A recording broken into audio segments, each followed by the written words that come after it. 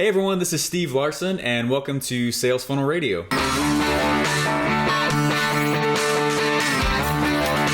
Welcome to Sales Funnel Radio, where you'll learn marketing strategies to grow your online business using today's best internet sales funnels. And now, here's your host, Steve Larsen.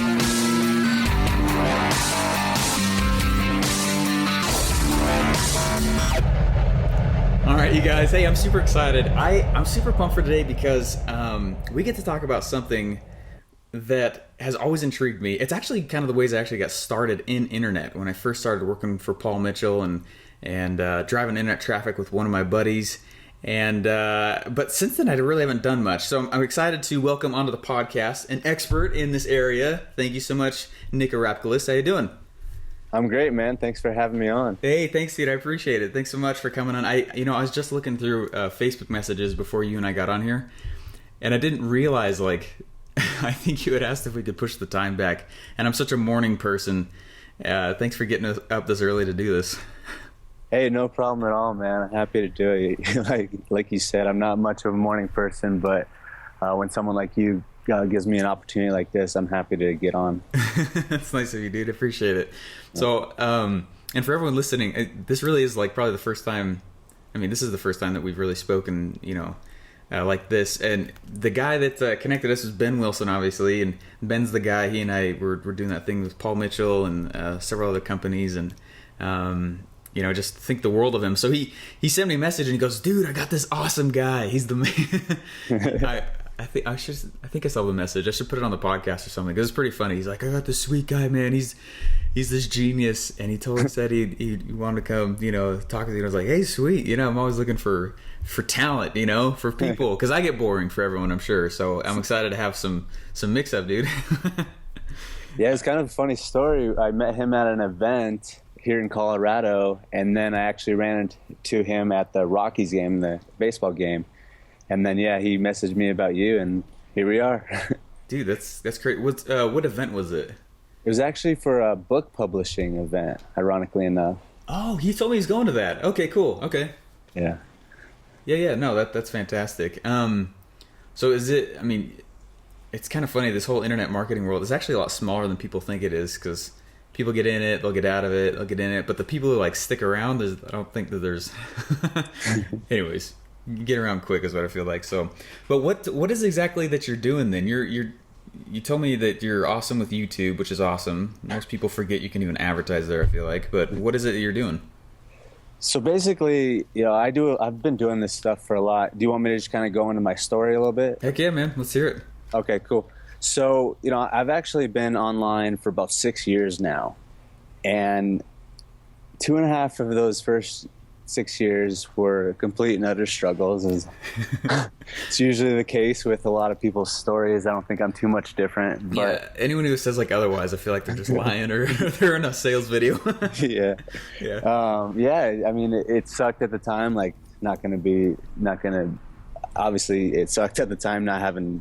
You always expect, when you get started, you're thinking you're going to make money in your first day, first week, first month at least, but. Yeah. It was tough, man. It really was. I kind of forfeited a lot of the things going on. I was actually in college at the time. It was the summer before my last year of college. So all my friends were going out, partying, going to pool parties, different stuff like that. And I was just dedicated to this thing. I essentially locked myself in my room that whole summer. And I was dedicated to making it work, and I didn't even make it work that entire summer and even years after that. But it kind of just led me on this path. I think once you kind of get into this, you're essentially infected with the entrepreneur bug, as I like to call it, and you can't really go back from that. So, I mean, I kept on trying different things. I even went into kind of the trading, Forex and stuff like that, but eventually kind of came back into the marketing realm, and that's kind of where I am now. And like you're asking, I've done a lot of YouTube stuff.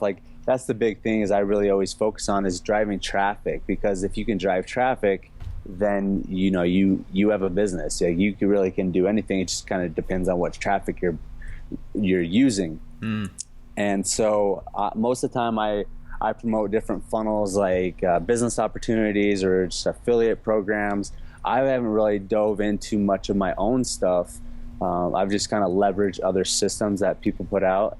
and that's pretty much what I'm doing. But it all stems from driving traffic and then pulling people from YouTube into my world. I like to really call it my world more so than my list. I think a lot of people say, my list or build a list, and that's great. Obviously you need to build a list, but I think it helps me come from a better mentality than I'm building a list of people or a list.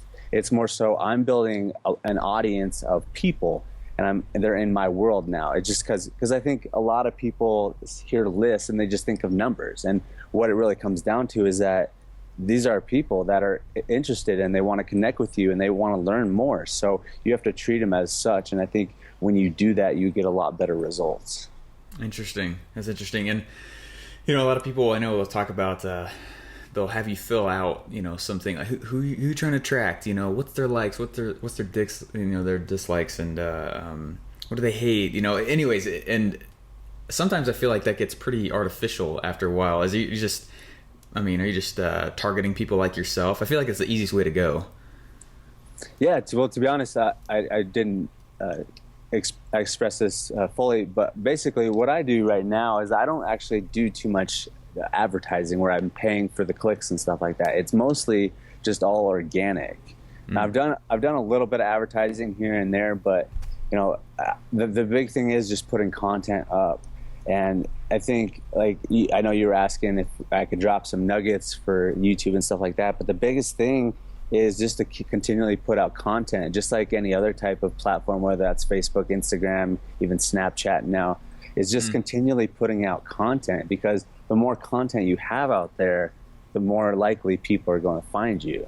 I mean, there's some videos that I have that have 7 views, but there's also other videos that have 100,000 views. So you never really know exactly which videos are going to hit. You might have an idea depending on the keywords and how optimized your videos are. But the biggest thing that I stress, and every day I kind of learn more and more, I'm always learning, is the fact that you never really know exactly until you start putting up content which videos are really going to stick and gain some traction until you upload them. So that's interesting you say that. So I was back in college also, I started really, really diving into this also, same thing. And, I sucked at it. And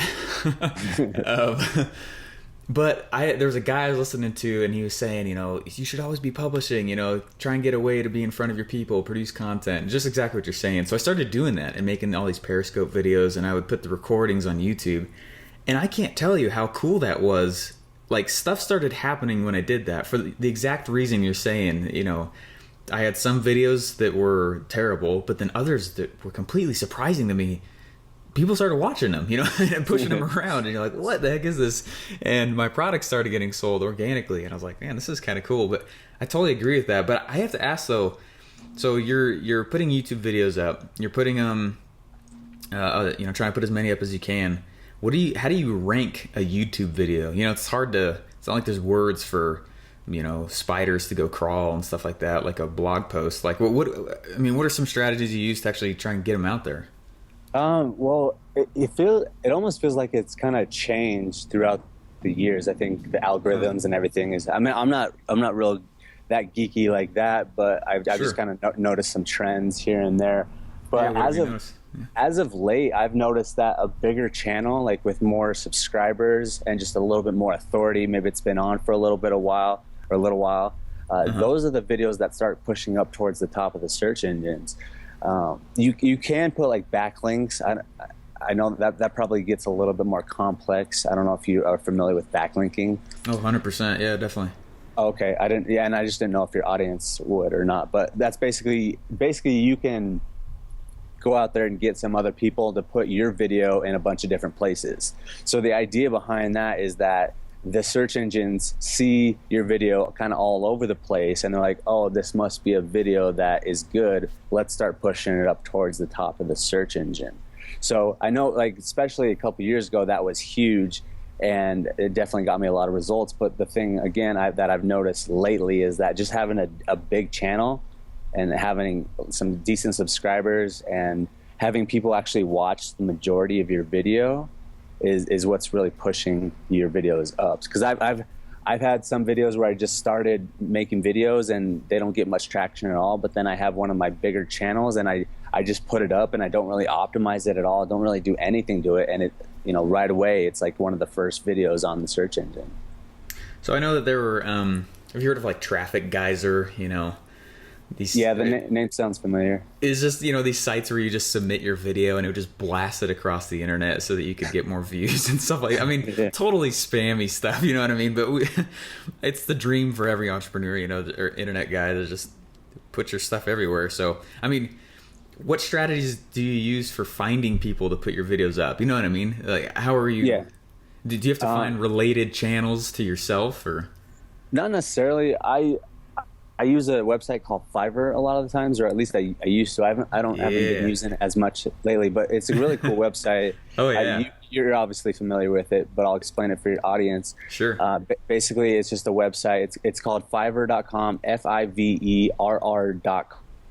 And basically, it's a site that has a bunch of people doing a bunch of different gigs. They'll literally do anything for you for $5. And I think there's a processing fee now for like 50 cents. So essentially, people will do anything for you for on the internet. I should be more specific with that. It's funny though, because I've had people like rap my name. I've had people like beatbox stuff, and like, I mean, they'll do anything.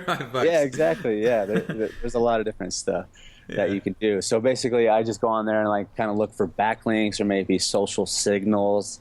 And it's not too complicated. I mean, you just have to find someone with a good rating, good track record, and just test them out. And that's the whole thing that I always tell people too, is that you just have to test things out. Like, you'll never really know what's working and what's not working until you go out there and actually apply it yourself. I think a lot of people are always asking me for the secret, or asking me for different things that are just going to like make it click, and they're going to make hundreds of thousands of dollars, and when that's really never the case. I mean, you this is just as well as anybody, is that you actually have to go out there, do the work, see what's working, see what's not working, and then throw out the stuff that's not working, and then just ramp up the stuff that is working. So I was in this reminds me of this, and this is one of the reasons why I laughed so much when you brought up Fiverr, because I was in this it started out as a great class, and I'm sorry if anyone's listening that was in that class, but it was this like, what do you call it? It was like an SEO class in college, and it started out great. We were learning all these cool strategies for SEO and things like that. And then it just got so, like, the strategies were really old. I'd been doing it long enough by that point that I just knew that what I was learning wasn't significant or anything. And he's like, hey, what you're all going to go do is you got to go create a YouTube video and think about the topic a lot. And the competition in the class is see whose video can get the most views. And I was like, well, I could totally game that. And so we went and we made this, like, that Do You Even Lift Bro? Like those videos that are out there right now. Have you seen those? Like, I'm not sure. Bro, even lift? But anyways, okay, yeah. The next Star Wars was coming out, and so we said, "Do you even Jedi, bro?" And we made all these like funny videos of people. Anyways, it was pretty cool. But I totally went to Fiverr, and I paid this dude like $5 to send like 10,000 bot clicks. So it just from no views at all to just this massive spike. And we gave the ending presentation and stuff like that. We're like, we have over 10,000 clicks on this thing. And everyone's like, oh my gosh, that's amazing. It's in the last few weeks. And what's funny is that we ended up getting contacted right before the class ended by this ad agency. And they're like, hey, we want to use your video to promote Star Wars stuff on. And I was like, okay. None of them knew that these were all like, I'm sure that 50 of them were real clicks out of the, maybe. And what's funny though is that obviously YouTube, after a while, can start to see if that's crap.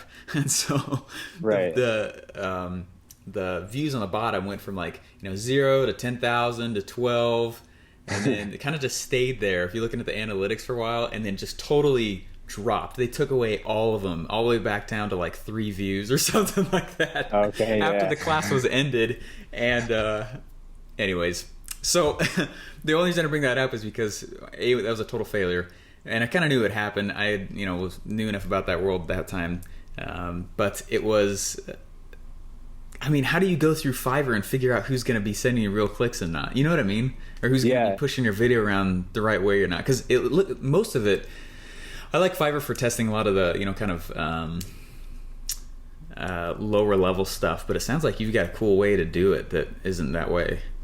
Yeah, that's actually a good point. I'm glad you brought that up, because it's very important that you find good gigs. Because if you are sending a bunch of like fake traffic to your YouTube videos, it can get your videos shut down and even your account shut down, because YouTube will recognize that and they see that you're just throwing all these views on there and they're all fake, and they don't like that. I've had the experience of getting a lot of my stuff sent, or I've had a lot of my stuff shut down because of that in the early stages. So anyone listening, make sure that you're not sending crap gigs over to your videos, because YouTube will shut that down real quick. Yeah. But in terms of finding good stuff, basically I just make sure that the vendor has a good track record. There's one specific guy that he's probably like one of the bigger gigs. He's got so many different gigs on there, and I'll just let you know his name is C. Rourke Service. C. Rourke Service. Oh, I might have actually seen him before. I'm sure you have. He's probably like one of the best out there, and he's got the best ratings. He's like the top of the top sellers. So I mean, it's no hidden secret. Huh. You just have to go through his gigs and figure out what exactly it is that you want. And if you are going to purchase views, I really haven't done that in a long time. I know there are some people that do it, and they do actually have success, because again, like I was saying before, if you can get high retention views where people are watching the majority of your video, that actually can really, really help you with ranking your video on YouTube in specifics. So just make sure that it is a high retention view, and it has a good track record, because that can definitely help with rankings on YouTube. Interesting. Okay. Now, what are you doing? Like I've heard some people talk about, they'll give some formula or outline for how, like what to make, like what to put in the video, to make sure that they'll push past, minute 7 or whatever it is, Do you have anything that you would recommend there? Yeah, for sure. There's a couple things. The first thing that you definitely need to know, like basically how I get all my traffic for the most part is it's all based on keywords. Okay, so people come into the search engines, and this is just like general in terms of search traffic, but basically people will come in, they'll start researching for something, and I mean, you and I have done this just as much as anybody else, is that they have a concern, they have an issue, they need some help with something, and they come into the search engines and they start typing it out, whether that is how to lose weight, how to grow tomatoes, and it doesn't really matter.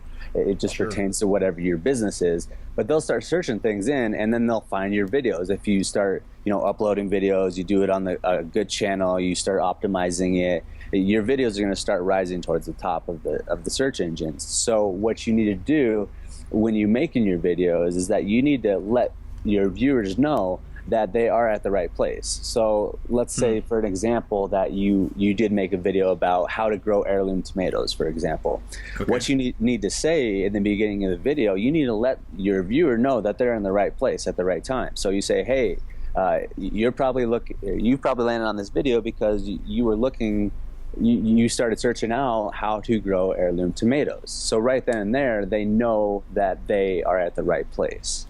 Okay. So that's what starts it out. And then, you can get technical and say, oh, you need to say this, you need to say this. But I think it ultimately comes down to is that you need to let them know that they're in the right place, and then give them value. I know it sounds stupidly simple, but I think there's so many people out there that just they're trying to just siphon all this traffic, get all this stuff to your website.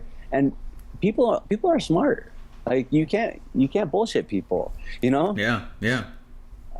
When you're genuine, when you give value, and you're just a real down-to-earth person, then that's when people recognize that, and people will connect with you just on that fact based alone. Like they might be coming searching for information, they want to learn how to grow tomatoes or lose weight or whatever it is, but a lot of times people just want to connect with somebody. And I can't tell you how many times I've had that happen, where people they'll hit me up on Facebook and they're like, Yeah, I mean, your video is great and all, but like you just seem like a down to earth person. You seem like a good dude, and that's why I came out and connected with you. Interesting. I have had that happen before also, and I never realized that was probably it. I was just trying to be authentic on camera. You know what I mean? I wasn't trying to be all or whatever. I was just being myself, and I had people come back and say, "Hey, you're the man. I had I had this feeling when I was talking to you. I should reach out to you." And I was like, "Oh, what kind of feeling?" All right, thanks. Interesting. Huh. Now, that's cool you bring that up. There really is as simple as that. Just answer the question, let them know that they're there, and then connect with them.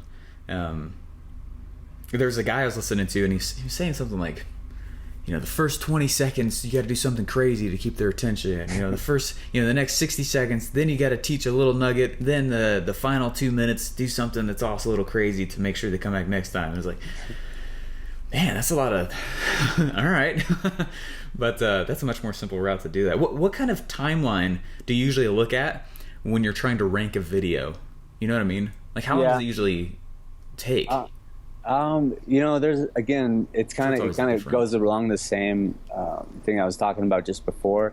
And, there'll be a lot of people that say, you got to make from 2 to 4 minutes. And I certainly agree to that to an extent because, like I was saying before, it'll help you start ranking your videos a little bit more if people are watching more of your video. So if you have a shorter video, it's more likely that people are just going to watch more of it. If you have an 11-minute video, then obviously less people are just going to watch it just because everyone has shorter attention spans. But it does depend on the video that you're doing, because if specific keywords, like especially like I'll do a lot of reviews like that. I'll be honest, like that's where a lot of my traffic comes from, a lot of my buyer traffic. That's just kind of a nugget right there. Like if you can start doing some reviews, like that's going to be some of your best traffic out there. And I've got review videos that are like 10, 11, 12 minutes long, and people watch the majority of it because, buyers, like, think about this. So buyers will watch, they will watch everything, they'll read everything, because just think about it from your perspective. If you're going out there and let's just say, for an example, you're wanting to buy a new MacBook, or let's just go with that example. Are you going to go to the website and just like look at a couple pictures and then buy? No. You're probably going to be going and you're going to watch like the hour-long keynote presentation. You're going to watch like the 10-minute video that shows all the details and all the benefits and features on the MacBook. You're going to be talking to people. Maybe you might even reach out to support. So buyers, they will do their research. So like to just tell you like, oh, you have to have it 4 minutes long or you have to have it 10 minutes long, I can't really tell you that exactly, because if you just target keywords that are buyer keywords, people are going to be searching that stuff until they are making that buyer decision. Does that all make sense? Yeah, it does. That's a great insight. So it's not like 2 to 4 minutes. It's not like a hard fast rule. It's just, hey, whatever is, make sure first that you're actually delivering value and answering the question and coming back to them. Yeah, and like if you're asking for a short answer, I would say keep it shorter if you can. But if you need more time to explain everything that you need, I think there's nothing wrong with that. So what kind of buyer keywords? I mean, is there a trend in good buying keywords? You know what I mean, that you're saying, like across most of the internet, or things that will pull your videos apart because such and such keywords are more valuable, or you know what I mean? Well, I'll just be honest, like. Review videos are probably the best videos that you can possibly make. Really? Yeah. Because, I mean, think about it. Like, the reason people are coming and looking for reviews is because they saw a video or they saw a product and they're a buyer. They're looking for more information on that. So they want to get everything they can possibly know about that. So once they figure it out, once they see your video, once they, something clicks and they make sure it's the right product for them, then they're ready to buy right there. Does that make sense? Yeah, 100%. And I was just thinking too, like, I've got like, I don't know, 150 videos on YouTube, but 90 of them are, unlisted or whatever, so that I can put them inside of websites and things like that. Do you have a preference at all? Have you found that there's any kind of, I don't know, I don't even know, favorism given to people who stay on the YouTube website versus watching a YouTube video embedded on a page? I haven't really done too much embedding on different pages, so I can't really speak for that. One other thing I was gonna touch is the fact that you can actually look at your analytics too, and you can see which videos people are watching longer. Like you can see the average duration of how long your video or your viewer is staying on your video. And so I love the average. I love the stats section in the back of YouTube. It's nuts. Most people don't look at that part, but it's pretty fascinating. Oh yeah, it's great stuff. And I actually just like within the last few months, I've really started like looking at that stuff a lot more, and it's really helped me and we just go back to the whole thing about testing, seeing what works, and then start doing more of what works. So that's what I was doing, is I was really taking a look at the analytics, see what the videos that people are staying on for a long time, and then just making more of those videos, because there's some videos where people are staying on for like less than a minute for like through an average of like 10,000 views. So I'm like, okay, that obviously didn't work. So let's throw that away. It was a good test. It was some good feedback. I won't do that anymore. So let's move on and find something better.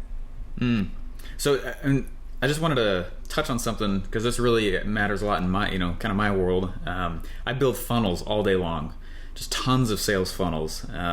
And that's kind of what I was looking through on your site, mentorwithnick.com. It's just super cool. Everyone should go there, mentorwithnick.com. But you got a quiz there. And we're a huge fan of quizzes, kind of pre-frame people. You got a welcome video from you, an automated email that I got, and then a link over to a $1 trial for kind of a cool like BizOp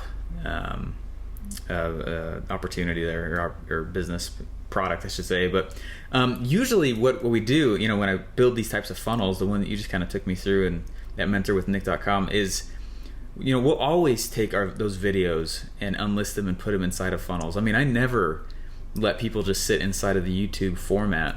And so I think it's interesting that you just said, I mean, it sounds like almost all of your review videos, they're all on YouTube anyways, which makes sense. That's where people are searching.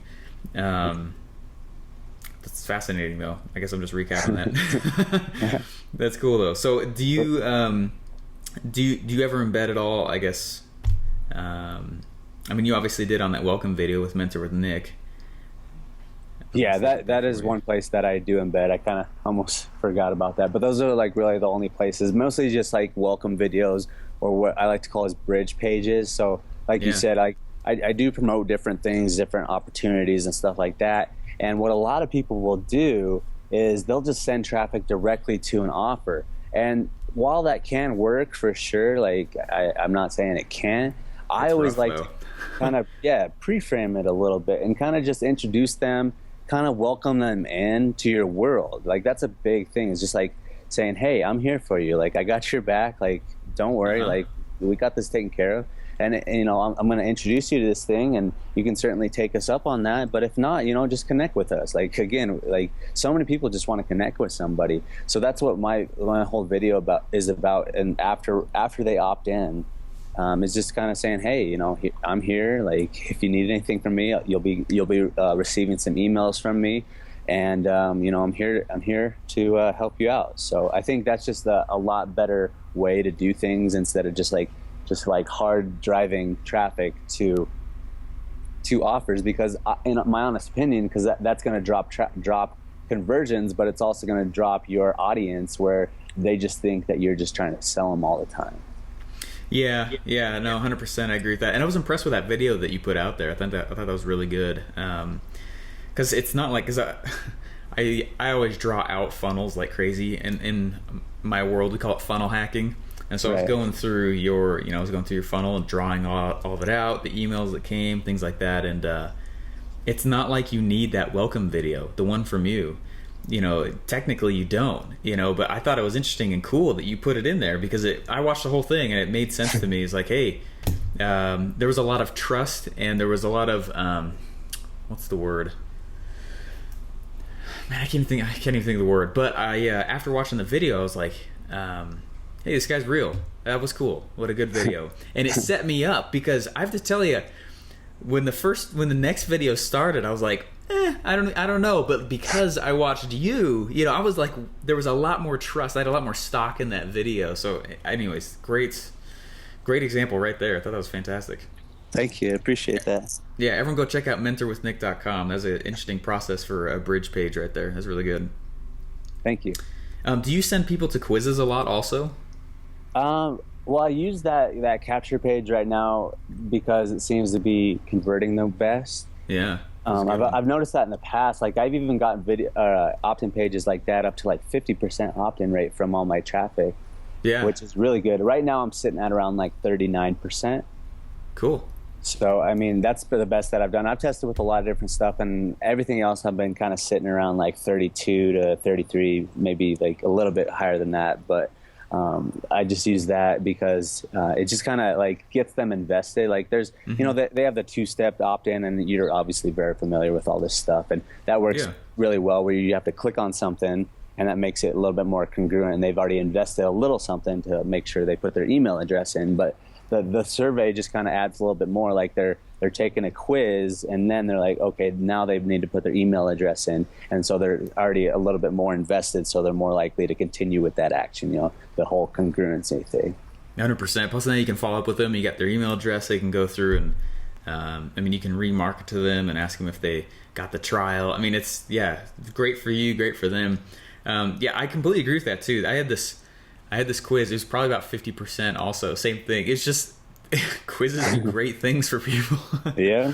It was only like 4 questions, but it set them in the mind. And it was the same thing you did, which is what I was laughing at. Where did you hear about us from? And it's like Facebook, Oprah, Obama mentioned me. I mean, I've never, and then other. I've never been on those things before, but because they heard those names first and then your name last, or even other, it's a lot more stock also, just increases your authority like crazy. Not that you want to be deceptive, but it does give you more authority. The next question was like, what age range are you in? And these are questions that sometimes don't even matter, or you can ask questions that are, just kind of poke them in the eye a little bit. Well, how much do you make on your side business, every week? 0, $100, and it just like, oh, I got to choose the lowest one. For a weight loss product, how many products have you tried? By the time your solution comes up, they're like, man, he's right. I failed every time at this. Like I do need to buy this product. But interesting though. Cool. Well, hey man, I don't want to just keep taking your time. I appreciate you getting up early to do this with me. Where can people learn more about you and join your world, like you were saying? You could add me on Facebook. That's a good place. I am kind of maxing that out now. Lately, like I've been going pretty hard with adding people or getting people to add me and everything like that. So my friend list is kind of maxing out right now. So sure. I did also start up a new Instagram account, a new Snapchat account, which my usernames are Mentor with Nick. Just kind of goes along with my website. So sure. You can also go to my website, like you mentioned before, which is mentorwithnick.com. Mentor with Nick, Instagram and Snapchat, and then mentorwithnick.com also, and then also on Facebook. So cool. Hey Nick, I appreciate it, man. Thanks so much for taking the time again and for dropping all the nuggets you did. Yeah, for sure, man. It was fun. I always love getting on with like-minded people and just chatting marketing. It's something I'm very passionate about. Yeah, I appreciate it. And everyone else usually who talks about it, I don't know. Sometimes I feel alone in this world. So anyways, it's cool to meet you, man. And I do appreciate it. No problem, man. Happy to be on. All right, I'll talk to you later. Thanks for listening to Sales Funnel Radio. Please remember to subscribe and leave feedback. Have a question you want answered on the show? Get your free t-shirt when your question gets answered on the live Hey Steve show. Visit salesfunnelbroker.com now to submit your question.